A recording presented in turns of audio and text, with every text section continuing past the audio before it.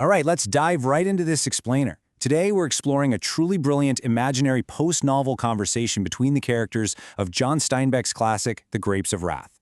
Now, since you're already familiar with the source material, you definitely remember the relentless dust, that overloaded truck, and the grueling road west. But this incredibly creative script does something special. It brings the Joad family back together, pulling up chairs around a table to finally have the deep, honest conversations that sheer survival never allowed them to finish.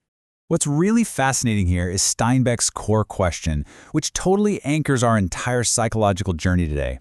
He wasn't just interested in the politics or the economics of the era. He really wanted to know, who are we when we literally lose everything? Think about it. If a family loses its farm, does it remain a family? If you have absolutely nothing left to give, does your compassion just die out? This idea sets the stage for a super deep dive into human resilience. So, we're going to map out this thematic evolution in 5 distinct acts. The Day We Lost Home, Secrets on Route 66, How Survival Changes You, To Stay or to Leave, and finally, What We Owe Each Other. Let's kick things off with Act 1, The Day We Lost Home. This is all about that profound realization that home was actually lost long before the truck even started. You know, to Grandpa Joad, the land wasn't just dirt. It wasn't just some financial asset to be traded. It was the sacred keeper of his family's footsteps and memories. He says here that taking the land took every yesterday he'd ever had, and wow, what a powerful realization that physical places hold our history. When the bank took the farm, they didn't just take a livelihood, they effectively erased a family's entire physical footprint on the earth. And this brilliantly illustrates the massive internal conflict of the era, the devastating loss of physical identity versus the urgent need to carry your home and your holiness within. You've got Pa Joad, completely shattered because his entire sense of self-worth was intrinsically tied to providing through that specific piece of land. Without it, he feels entirely useless. But then you have Jim Casy, the former preacher, who offers this profound shift in perspective. He argues that if holiness, or a sense of home, stays tied to just one patch of dirt, it dies. To survive, that holiness has to become mobile. It's got to travel with you in the truck, in the people you keep close. Moving right along to Act 2, Secrets on Route 66, the unspoken guilts carried on the road to California. Now you'd think being crammed in a tiny truck together would force people to talk, right? But actually, the Joads stack their hidden griefs just like the pots and blankets on their overloaded truck. Al wasn't just the mechanic. He was a terrified kid carrying the weight of the family's only lifeline, dreading every single engine knock. Tom was carrying the silent dread of his violent past and his parole status. Ma, the ultimate pillar of strength, was secretly lying awake, counting heads, absolutely terrified of abandonment. And Rose of Sharon used his fantasy of a house with curtains to drown out her very real, nagging intuition that her husband was going to leave her. They hid all these things because they thought the truth would break the family, not realizing that the silence was breaking them anyway. This completely captures Connie's tragic confession.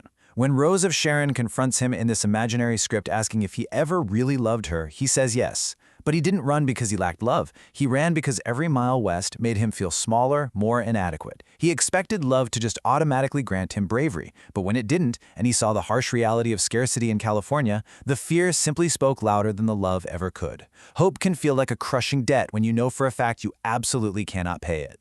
Which brings us to Act 3, How Survival Changes You. The psychological breaks and the unexpected spaces they create.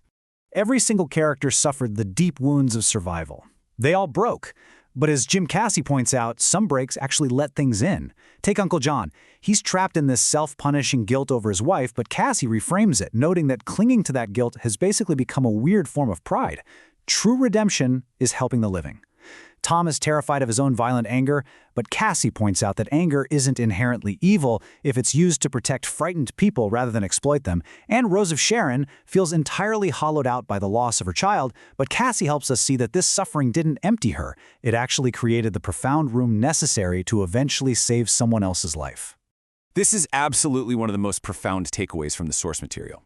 Survival isn't just about gritting your teeth and remaining unchanged. It's about choosing whether your pain isolates you or connects you. Cassie hits the nail on the head right here. If you turn your pain inward, it builds a massive wall that keeps everyone out.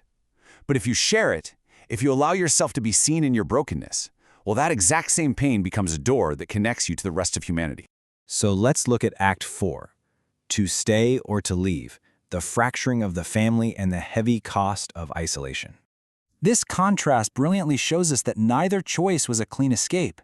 Both staying and leaving exacted a really heavy, lonely toll. Muley Graves stayed on the empty rand, right? He thought he was being this loyal witness, but he admits he was just scared of being a nobody in a new place. His staying didn't save his home. It just meant he had to watch it die in slow motion. On the flip side, Joad left his family because he felt he didn't fit in, seeking the peace of the river where no one would judge him. But as he admits, chosen loneliness is still incredibly cold at night. Both men were desperately seeking a sanctuary they never quite found. So what actually happens when survival fractures a family? Well, you realize pretty quickly that nobody holds a monopoly on suffering. Rose of Sharon perfectly summarizes this when talking about the people who walked away. The leavers carry the guilt and the pride of their choice, while those left behind carry the awful feelings of abandonment. It's not a competition about who hurt more. It's about recognizing that the fracturing of a family wounds literally everybody involved. And that brings us to our final section, Act 5, What We Owe Each Other, Rebuilding a Spiritual Home Through Shared Humanity. This is the ultimate philosophical climax of our explainer. What do we actually owe strangers in times of profound crisis? During the devastation of the Dust Bowl, hundreds of thousands of people fled their homes, only to face blockades at state borders and be slapped with the derogatory term Okies. Society conditioned people to believe that if they were hungry or jobless, it was a personal defect, that they were just lazy. But Casy makes this brilliant observation. When one man's cut wages matches 10 other men's cut wages, it stops being a private shame. It becomes a shared systemic failure. And recognizing that shared suffering is exactly what binds complete strangers together. The crucial point here is that true compassion is simply the refusal to look away from another person's basic human dignity. It doesn't always have to be these grand world-saving gestures. Sometimes what we owe a stranger is just a second look instead of ignoring them. It's giving them a ride, offering a shared blanket, or giving them the right to need help without being made to feel ashamed. It's the small, everyday acts of refusing to let someone suffer entirely alone. And that brings us to the most poignant moment of the whole story. It proves that even when you are entirely emptied out, you literally still have the power to save someone. In that famous barn scene, Rose of Sharon, who just tragically lost her baby, gives her breast milk to a starving man. In this text, she admits she didn't want to do it at first. She wanted to hoard her grief for herself, but she looked at the dying man and she saw his shame. She recognized that shame because she had felt it too. She gave not out of some saintly holiness, but out of raw shared humanity. Her loss wasn't magically erased, but for one night it wasn't useless. Casy's realization here perfectly sums up the entire emotional weight of the text. True justice requires stepping in when the world tries to make us cold. When a system or a society tells you that a starving neighbor, a migrant, or a stranger is not your problem, our highest moral obligation is to push back and claim them as our own. Compassion doesn't require prosperity, you guys. It just requires a stubborn refusal to look away.